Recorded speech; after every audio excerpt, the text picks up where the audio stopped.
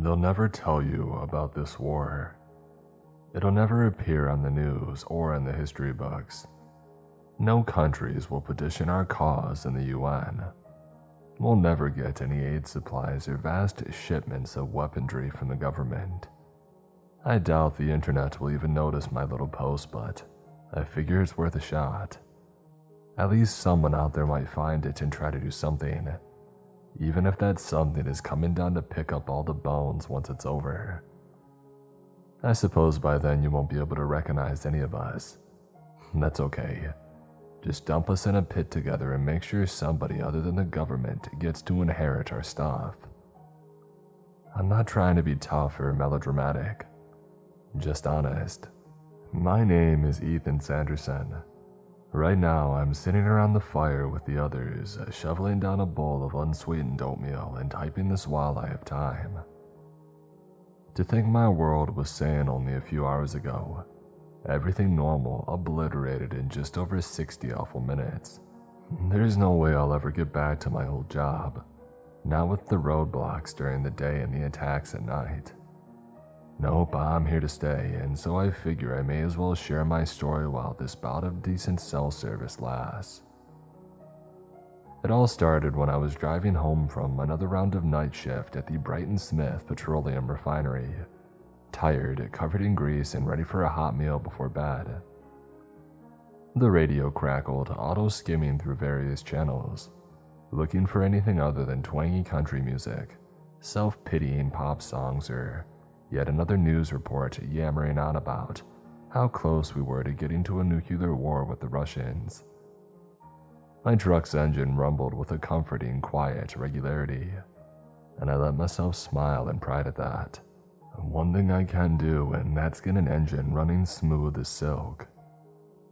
As an only child, with my father dying from lung cancer when I was 15 and my mother hooked on drugs since I was 12, I had been on my own for most of my life. Engines had been the one thing that I excelled at, school being my nemesis. And after I had fixed up an old F-150 bound for the scrapyard, I took the first oil rig job that I could find and I left town. I had done well for myself, stayed away from the dealers that had wrecked my mom's life, and accumulated enough money to buy a camper, several firearms, and a little solar power setup that allowed me to travel all over the country in relative comfort. Despite never having gone to college, I considered myself successful, and if I ever found a woman who didn't mind the grease on my overalls and wasn't a total lunatic, maybe I would settle down and have kids of my own. Whatever the case, I swore to myself that I would be a better parent than either of mine had been. No cigarettes, no drugs, and no throwing chairs when I was angry. My thoughts were shattered at the sight of several white and orange plastic barricades stretched across the cracked asphalt, completely blocking my pathway. Behind them, two massive slate-gray trucks were parked nose to nose across the roadway, just in case someone did get the bright idea of pushing past the flimsy obstructions.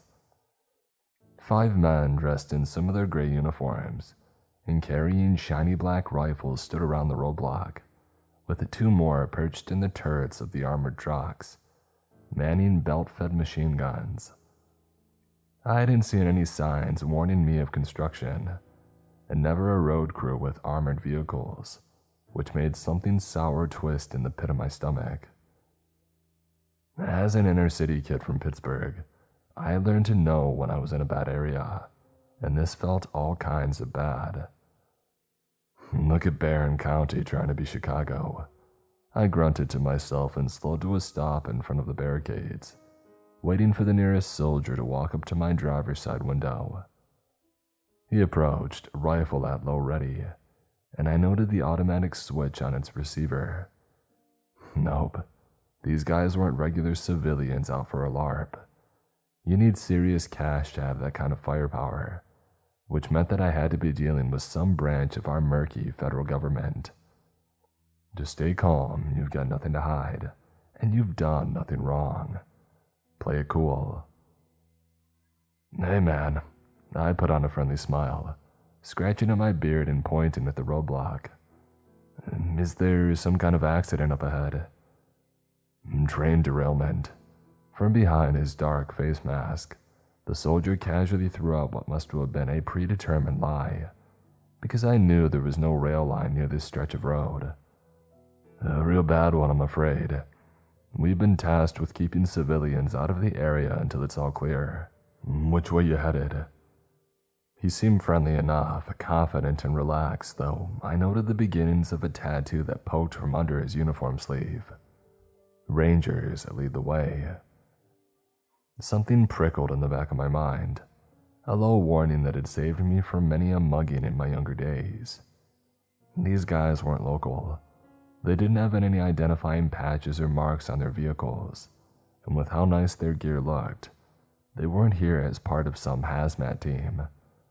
Besides, if they were so bent on keeping people out, then why was one of the machine gunners facing the road behind them, as if waiting for someone to try and escape the ring of steel? Collinswood.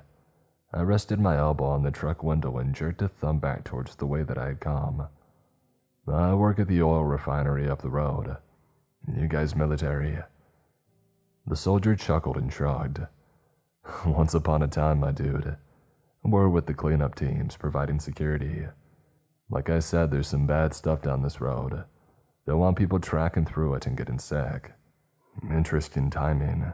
I haven't even heard about any accident, and yet there's already a cordon. Never saw the government move so fast. Oh, gotcha. I played along, and eyed the rest of them for any symbols that might tell me just who I was dealing with. Well, I'll be honest, this is normally the road that I take home, and it's going to take me out of my way to go around. You sure I couldn't just... From behind his mask, the man gave out a sympathetic sigh. Sorry, man, I've got my orders. No one passes unless they're official personnel. But hey, it should be all clear in like a few days tops. Putting my truck into reverse, I stuck out my hand, doing my best to put them all at ease and keep the rifles pointed away from my head. Well, hey, thanks for letting me know. I'll tell the other guys at the rig and we'll try to keep out of your hair. I appreciate it. Despite the mask over his face, I could see the ends of his grin as these soldiers shook my hand and the others relaxed, their guns staying pointed toward the ground. Like I said, we'll be gone in a few days at the most, so if anyone starts getting riled up, just let them know that we've got this. Sure you do. I eased backwards into a U-turn and drove until I was well out of sight of the roadblock. As soon as they left my rearview mirror, I killed the lights and drifted into the grassy berm, coming to a stop with a minimal brake squeal. My trailer sat just on the outskirts of Collinswood, in a small, unkempt campground that was free to the public. It should have been a short commute, but the local police had been cutting off a lot of routes lately for seemingly no reason at all. However, these upgrades at the roadblock weren't the usual sheriff's deputies.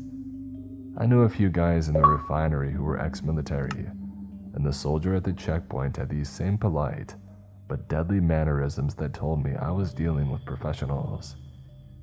Whatever was going on out there, they certainly weren't cleaning up a train derailment, especially since there were no train tracks near this road. I wonder what they need to hide so badly that they hire mercs. Pulling out my phone, I checked my Maps app and scanned the spiderweb of small gravel roads around Collinswood for an alternate route.